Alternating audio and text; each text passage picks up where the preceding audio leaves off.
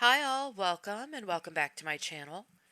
In today's video, I have an awful story to share with you that occurred in El Paso, Texas on October 11th of 2020. According to ABC 7 News, 27-year-old Army Logistics Officer Captain Malcolm Xavier Perry, who was stationed at Fort Bliss Military Base in El Paso, Texas, was murdered when his car was chased and repeatedly rammed by a Jeep.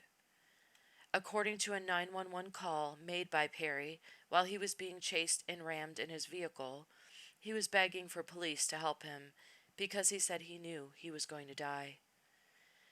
An article in the El Paso Times laid out the events that police believe occurred prior to Perry's death.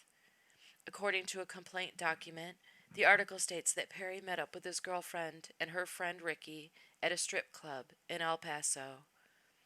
Shortly after, a fight broke out in the club involving Perry, and his girlfriend claimed she was punched in the mouth, but she doesn't remember who punched her.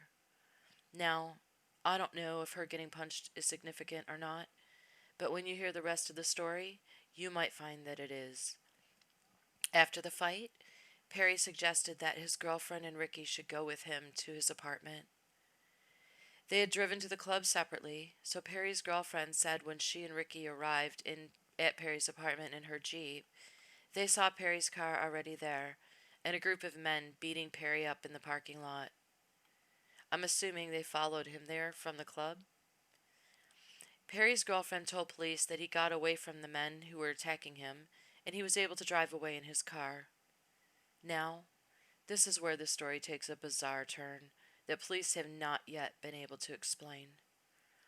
They say Perry's girlfriend told them that her friend Ricky jumped into the driver's seat of her Jeep to go follow Perry, so she jumped in the passenger seat.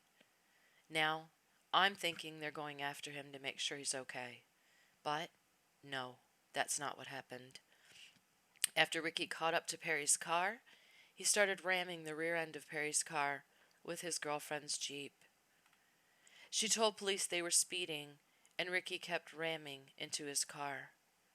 That was when Perry realized he was in serious trouble and called 911 for help. The 911 operator said Perry was begging for help because a Jeep Wrangler was chasing him and told her he was going to die right before she heard him crash. Police say his car rolled over and caught fire and he was trapped inside. The operator said she could hear him yelling for help. My God, I could never be a 911 operator. I couldn't handle it. I give them tons of credit. After the crash, police say Ricky, or 23-year-old Richard Mustafa Sinisi, jumped out of the Jeep and fled the scene. He was later apprehended and charged with murder for Captain Perry's death. When officers arrived on the scene, they found the Jeep parked close to Perry's burning car, with his girlfriend still in the passenger seat. She told police that her boyfriend was in the burning car and that her friend Ricky had been driving her Jeep. 4 days after Perry's death, his girlfriend, 27-year-old Clevie Muchet Nelson Royster, was also arrested for Perry's murder.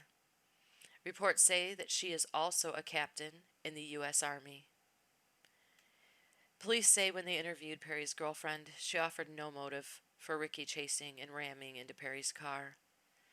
Sinisi is being held at the El Paso County Jail under $1 million bond on the murder charge and without bond on a probation violation warrant on driving while intoxicated, which is a separate case. Perry's girlfriend is being held on a $500,000 bond for her participation in the chase.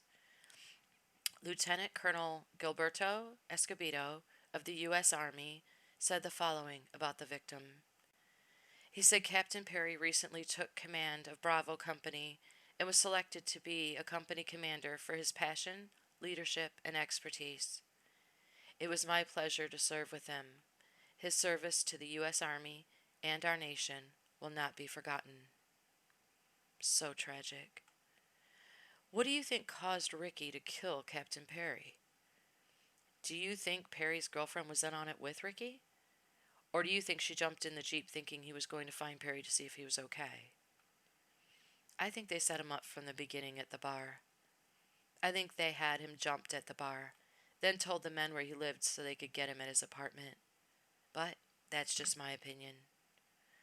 But if they followed him there, he either didn't notice or they were already there waiting for him because they were told where he lived. I don't think he had a beef with Ricky, though, or he wouldn't have asked him back to his apartment. Unless Perry's girlfriend is lying and they went there with the men who attacked him.